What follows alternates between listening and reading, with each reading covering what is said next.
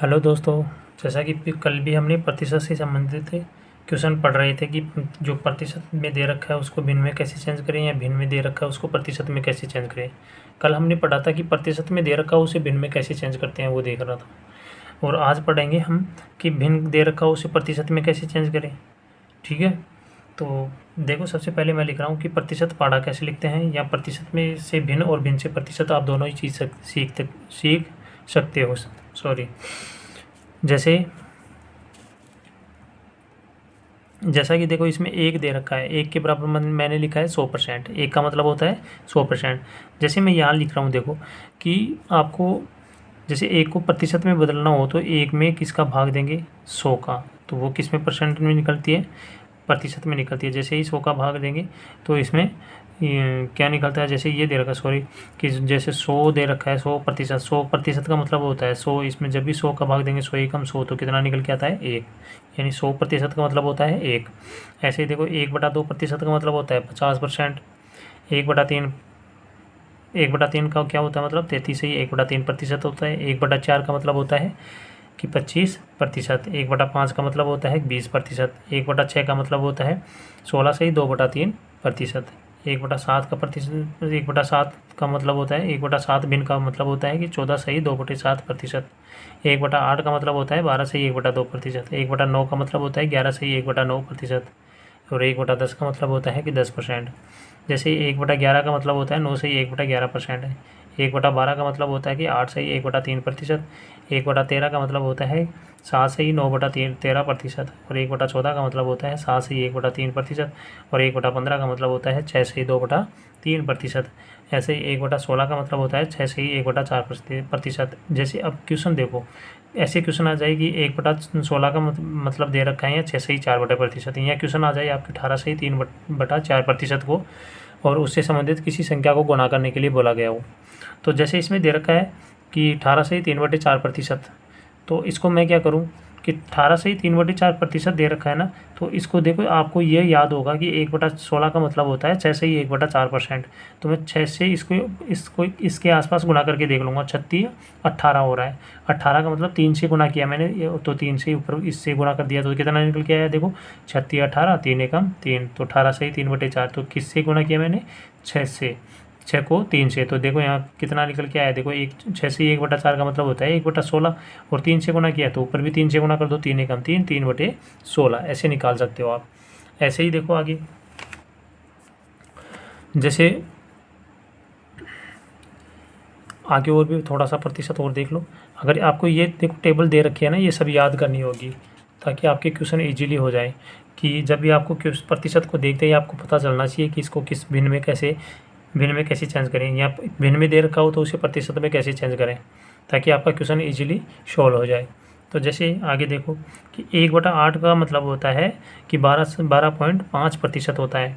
3/8 का मतलब होता है 37.5% होता है। और 5/8 का मतलब होता है 62.5% होता है। 7/8 का मतलब होता है 87.5% होता है। और 3/20 का मतलब होता है 15%। और 3/40 का मतलब होता है 7 से 1/2%। ऐसे ही देखो 3/40 का मतलब 7 से 1/2%। ऐसे 9/40 आ जाए तो देखो 3 से गुना किया है, इसको 3 तिया 9, ऐसे ही 7 को 3 से गुना कर दो तो 7 तिया 21, यानी उसके आसपास आ रहा है। देखो 21 आ रहा है तो इसके आसपास क्या हो गया, 22 से ही 1/2%। 9/40 का मतलब हो गया 22 से ही 1/2%। ऐसे 9/13 का मतलब होता है 69 से ही 3/13%। और 4/13 का मतलब होता है 30 से ही 10/13%। 2/3 का मतलब होता है 66 से ही 2/3% होता है। ऐसे ही 1/5 में देखो, 1/5 में होता है जैसे 20%, तो 2/5 में होता है 40%, 3/5 में 60%, और 4/5 में होता है 80%। और ऐसे ही 5/5 का मतलब होता है कि वही एक एक निकल के आता है, 1 का परसेंट होता है 100%।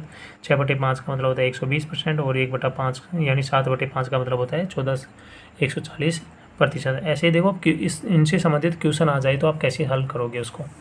जैसे मैं क्वेश्चन ले रहा हूँ कि ये क्वेश्चन दे रखा है इसमें कि 62.5% ऑफ 320, यानी 62.5% का 320, यानी गुणा लेना है इन दोनों की। ऑफ का मतलब होता है का, यानी गुणा होता है, प्लस 83 से 1/3% गुणा 540 बराबर होना चाहिए कि इसका मान क्या निकल के आना चाहिए कि प्लस 41 सही 2/3% गुणा 360 इसके बराबर हो जाए। यानी जो आप क्वेश्चन मार्क दे रखा है इसकी जगह क्या कौन सी संख्या आनी चाहिए ताकि ये बराबर हो जाए। तो सबसे पहले आपको क्या करना है कि 62 से ही 62.5% आपने अभी पढ़ा था कि 62.5% का मतलब होता है 5/8। कितना होता है 5/8। 5/8 ऑफ का मतलब गुणा दे रखा है, 320 दे रखा है तो 320 लिख दो। उसके बाद में देखो प्लस दे रखा है तो प्लस लिख दिया मैंने। 83 से ही 1/3% आपने अभी पढ़ा होगा कि 83 से ही 1/3% कितना किसका होता है 83 से ही 1/3% होता है 5/6 का। किसका होता है 5/6 का। तो यहाँ लिख रहा हूँ देखो 5/6 5/6 इंटू 540 बराबर, यहाँ देखो क्वेश्चन मार्क दे रखा है इसकी जगह मैं रख देता हूँ x प्लस 41 से ही 2/3%। 41 से ही 2/3% का देखिए यहाँ लिख रहा हूँ 41 से ही 2/3 का मतलब होता है 66। कितना होता है 66%। अब देखो इसको कैसे लिख रहा हूँ कि ये देखो 8.33, इसको जब मैं 5 से गुणा करता हूँ ये 8.33% किसका होता है। ये देखो 8.33% होता है कि 1/12 का। किसका होता है 1/12 का। 1/12 का होता है 8 से ही 1/3 यानी कितना हो गया 8.33%। इसको मैं 5 से गुणा करता हूँ तो देखो 8 पंजे 40 यानी इसके पास में बन रहा है। तो मैं इसको भी 5 से गुणा कर दूँ तो क्या निकल के आया यानी 5/12। ऐसे ही तो 41 से ही 2/3% का मतलब हो गया 5/12 गुणा 360। अब जो कट रही है तो उसको काट लो, काटो। 8 चौक 32 यानी 40, यहाँ कर रहा है 6 36 6 7 42 6 8 48 छन्नीम 54 90 बार। 12 2 24 12 36 30 बार। देखो कितनी बार 30 बार। गुणा कर लो इनको। 5 चौक का 20 1 0 थी वो लिख दिया प्लस आगे देखो 9 पंजे 45 0 लिख दिया यहाँ पे। यहाँ देखो यहाँ क्या बच गया बराबर में x प्लस 5 थी 15 150। इसको इधर ले जाओ, इन दोनों को जोड़ने पर कितना निकल गया देखो 4 2 6 650 बराबर x प्लस 150। जब भी x ये 150 दे रखा है इसको इधर लेके जाएंगे, इधर ले जाएंगे तो देखो 650 माइनस 150 बराबर में x। इसमें से घटाए तो कितना निकल के आया x बराबर 500। ये आपका आंसर निकल के आया। देखो कितना इजी हो गया। वैसे प्रतिशत को हम भिन्न में वैसे चेंज करते हैं तो इसमें बटा 100 में ले जाएंगे, दशमलव उठाएंगे। अगर हमें ये जो प्रतिशत के भिन्न में बदलना आता है या ये फ्रैक्शन जो हमने अभी तक लिखे थे उनको याद कर लिया तो आपका जो आप क्वेश्चन आएंगे ऐसे इससे संबंधित है आप उनको तुरंत सॉल्व कर लोगे। ऐसे ही जैसे एक क्वेश्चन और लेता हूँ। जैसे इसमें दे रखा था कि 62.5%। कितना दे रखा था 62.5%। यहाँ दे रहा हूँ देखो 62.5% ये ले रखा था।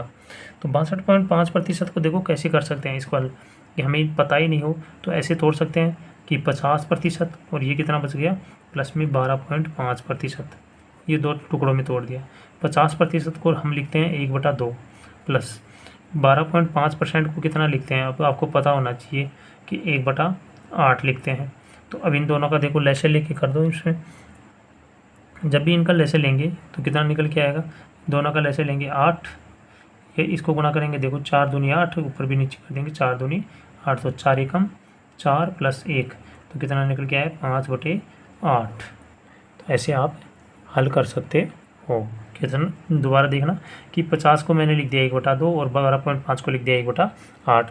तो इन दोनों का जो लेश है वो बराबर करना, हर बराबर करना है। तो इस 2 को मैंने 4 से गुना किया तो ऊपर भी 4 से गुना किया। देखो या दोनों का कॉमन आ गया 8, ऊपर कितना निकल गया है देखो 4 और प्लस का 1 कितना हो गया 5/8। ऐसे आप और भी प्रतिशत दे रखा है उसका तोड़ के ऐसे हल कर सकते हो। लेकिन आपको जो अभी प्रतिशत मैंने बताई थी वो आपको थोड़ा बहुत दिमाग में कैलकुलेशन होनी चाहिए। तो आज के लिए इतना ही, आगे नेक्स्ट टॉपिक कल पढ़ाएंगे।